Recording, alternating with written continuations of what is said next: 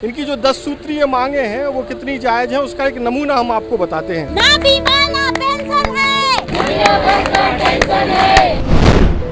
इतने साल नौकरी करने के बाद क्या उनको वो सुविधाएं उतनी आर्थिक सुरक्षा प्राप्त हुई है जितना वक्त ये एनएचएम में दे चुके हैं।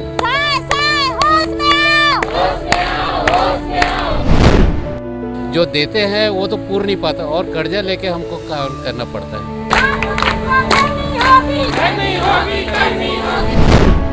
उनको मैं नियमितीकरण दे के जाऊंगा।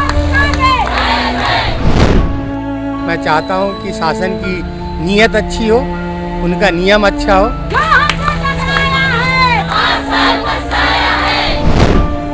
बैंक बैलेंस आप पूछ रहे हैं, बैंक बैलेंस तो छोड़िए, अभी वर्तमान का महीना चलाना हमको बहुत दुर्लभ हो गया है।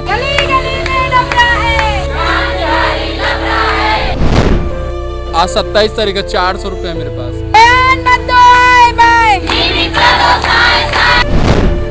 कोई गलत आदत तो नहीं है?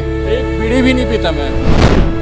स्पर्श मल्टी स्पेशलिटी हॉस्पिटल अब दे रहा है फुल टाइम विशेषज्ञों की देखरेख में सर्वश्रेष्ठ एनआईसीयू एवं पीआईसीयू की सुविधा, यानी नवजात एवं बच्चों की गंभीर बीमारियों का इलाज अब आपके अपने शहर में, साथ ही न्यूनतम दर पर हेल्थ पैकेज की सुविधा। स्पर्श मल्टी स्पेशलिटी हॉस्पिटल, एक एहसास अपनेपन का।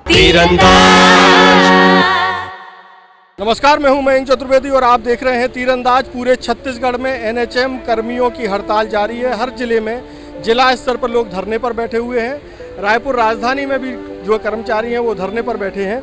लेकिन इनकी जो 10 सूत्रीय मांगे हैं वो कितनी जायज़ हैं उसका एक नमूना हम आपको बताते हैं। एक तरफ देखिए कि हमारे जो इस तरफ हैं वो कर्मचारी बैठे हैं जिनकी बहुत ज़्यादा उम्र नहीं है और ये हमारे साल से साल 2 साल 10 साल इस टाइप की नौकरी कर चुके हैं। और दूसरी तरफ हमारे साथ ऐसे लोग हैं जो रिटायरमेंट के करीब हैं। तो ये धरने पर बैठना कितना ज़रूरी है ये हम इनसे आपको पूछते हैं, क्योंकि ये रिटायर होने के कगार पर है और इनकी स्थिति क्या है। इतने साल नौकरी करने के बाद क्या उनको वो सुविधाएं उतनी आर्थिक सुरक्षा प्राप्त हुई है जितना वक्त ये एनएचएम में दे चुके हैं। हमारे साथ सबसे सीनियर जो है कर्मचारी हैं, पहले अपना नाम बता दीजिए और ये भी बताइए कि रिटायरमेंट कब है आपका। मेरा नाम मोहम्मद फारूक है और रिटायरमेंट को मैं अभी मात्र 2.5 साल बचा हुआ है। और मैं आपको जानकारी दे दूं कि मैं सन 1990 में जब civil surgeon doctor Siddiqui sir थे उस समय से यहाँ कार्यरत था दैनिक वेतन भोगी में, और 2002 में मुझे संविदा में नियुक्त किया गया। तब से मैं लगातार संविदा में कार्यरत हूँ। और संविदा की स्थिति में आप लोग सभी जानते हैं कि संविदा कर्मचारी किस तरह जाता है, उसका जो वेतन जो है बहुत कम रहता है और कम वेतन में हमको ज़्यादा काम करना पड़ता है। और मैंने अपने संविदा काम में अपना इतना काम किया हूँ कि और अपने दुर्ग जिले का नाम राज्य नहीं राष्ट्र स्तर पर गौरवान्वित किया हूँ टीबी के क्षेत्र में। उसके बाद ही मुझे सुविधा नहीं प्रदान नहीं की जा रही है। बच्चों की शिक्षा का में हमको प्रॉब्लम आ रहा है और साथ में बेटी को बिहार करने उसमें दिक्कत आ रही है।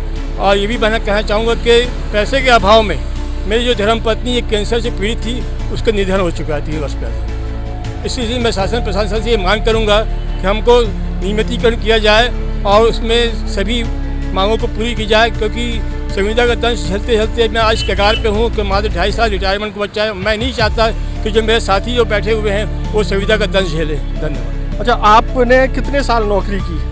मैं 23 साल नौकरी किया हूँ संविदा में, और उसके पहले 1990 से जो मैं था दैनिक वेतन भोगी में इसी जिला अस्पताल में ब्लड बैंक में कार्यरत था। तो 23 और 10 33 साल मान लें। इन 33 सालों में आपने कितनी संपत्ति बना ली होगी? आपका खुद का घर है?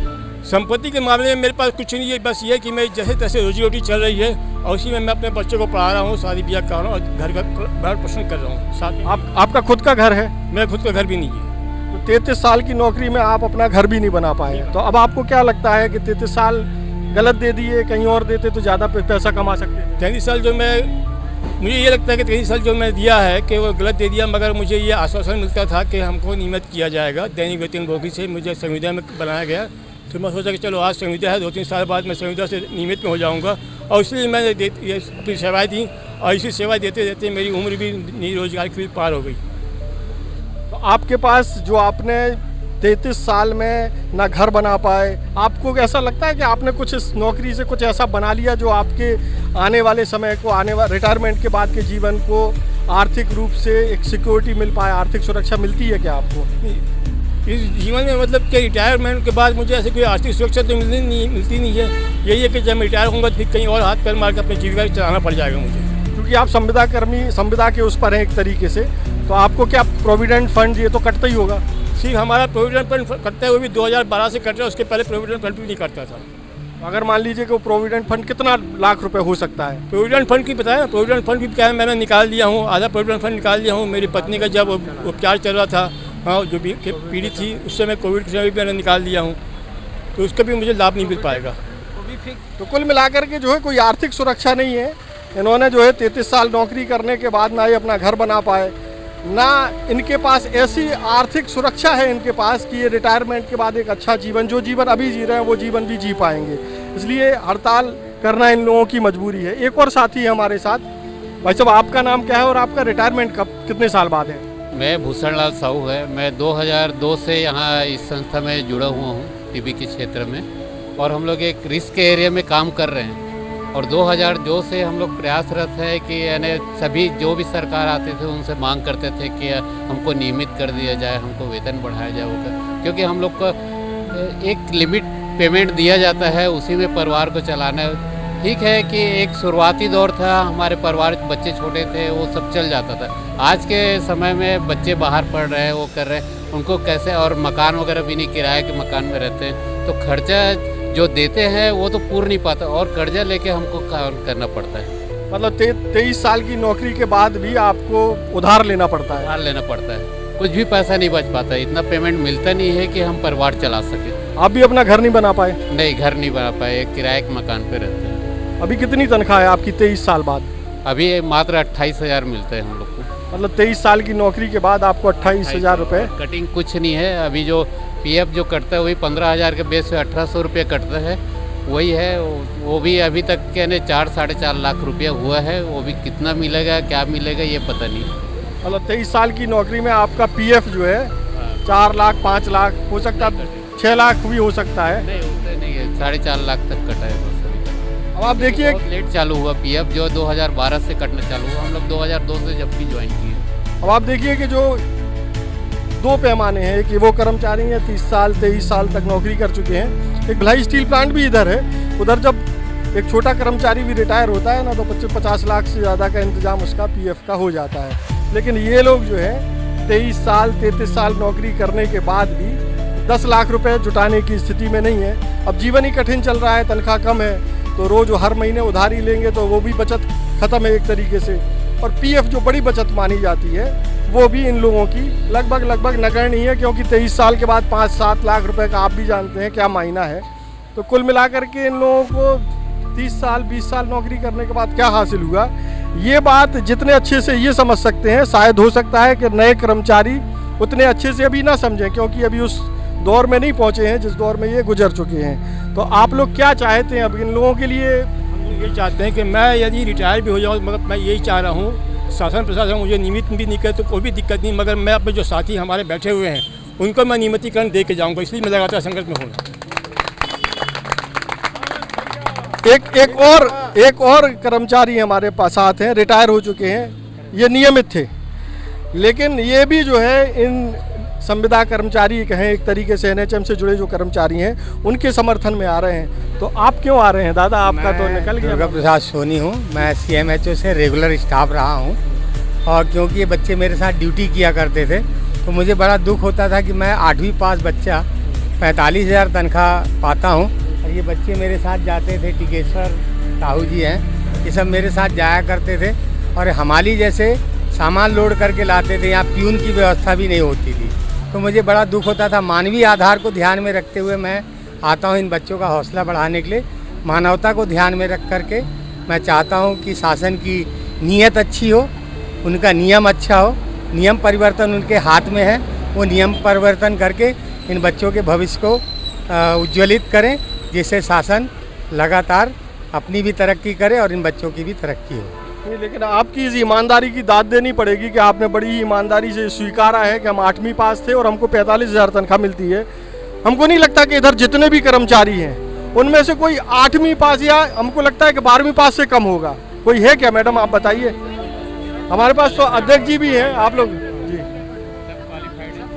सब क्वालिफाइड? सब क्वालिफाई है। शासन के नियम के साथ में ही शासन को आवश्यकता है उस पोस्ट की, उस कारण से हमें बुलाकर कॉल लेटर के थ्रू हमको ज्वाइनिंग दिया गया है। क्यों? क्योंकि उस पद की प्राथमिकता थी, उस पद की ज़रूरत थी करके।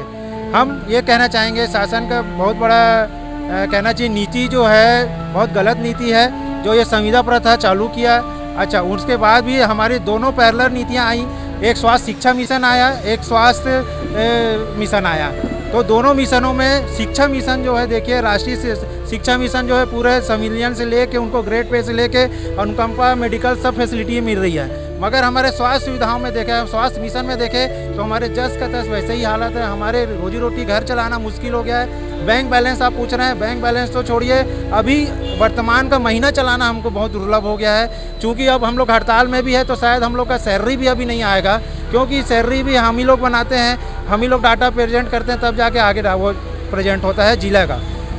उसके बाद भी हम लोग बताना चाहूँगा मैं, जितने हमारे स्वास्थ्य कर्मचारी हैं कि हमारे ही बदौलत जो है राज्य शासन और जो जिला जो है नाम अचीवमेंट करता है। अभी हमारे जितने भी हमारे स्वास्थ्य विभाग के जो कर्मचारी हैं उन लोगों को पूरा वॉरियर का इनाम दिया गया, कलेक्टर द्वारा हमें सम्मानित किया गया। कहीं ना कहीं हम लोग को बहुत दर्द होता है, बहुत दुख होता है कि राज्य शासन ने हमको इतना ऊंचा चढ़ाने के बाद भी आज हमको रोड पे हैं, और रोड में आने के बाद भी हम अपनी बात मांग रख रहे हैं, उसके बाद भी हमसे कोई बात करने के लिए आ नहीं रहा है, ना किसी के पास समय है। हम लोगों का यही आग्रह है सर, आपके माध्यम से हम मंत्री जी लोग को कहना चाहेंगे कि हमारी जल्द से जल्द मांग पूरी की जाए। हमको कोई शौक नहीं हड़ताल करने का, सब छोटे छोटे बच्चे छोड़ के घर से आए हैं, कोई अपनी माँ का, कोई पिताजी बुजुर्ग घर में छोड़ के आए हैं। मगर सोचिए 8 घंटा हम लोग यहाँ समय देते हैं, जैसे ड्यूटी करते थे वैसे ही हमने अपना अभी भी कार्यभार संभाला हुआ है। अब हम यही चाह रहे हैं बस शासन से कि जल्द से जल्द हमारी मांगों को पूरा किया जाए और हमें नियमितीकरण का तोहफा दिया जाए। हम लोग जितना शासन को समय देना चाहते थे उतना दे चुके हैं। अब हम लोग का सब्र का बांध टूट गया है। अब आगे आने वाले समय में हम लोगों ने अब इस शासन को ये दिखाना भी चाहेंगे कि अब उग्र होने की भी तैयारी कर रहे हैं हम लोग, अगर हमारी मांगें पूरी नहीं होती हैं तो ये था, ये अंकल को हम एक बार फिर से दोहराना चाहें। अच्छा, ये एक और संविदा स्वास्थ्य कर्मचारी हैं, ये अपना बैंक बैलेंस दिखा रहे हैं। छोटू भाई दिखाइए। आज 27 तारीख है, 400 रुपये है मेरे पास। अब 3 दिन तनख्वाह कितनी मिलती है? 8,800। कोई गलत आदत तो नहीं है? कुछ नहीं है, एक बीड़ी भी नहीं पीता मैं। अब आप देखिए कि इनको कोई गलत आदत भी नहीं है और 27 तारीख को 433 रुपये इनके खाते में है। क्या नाम है आपका? भागवत साहू।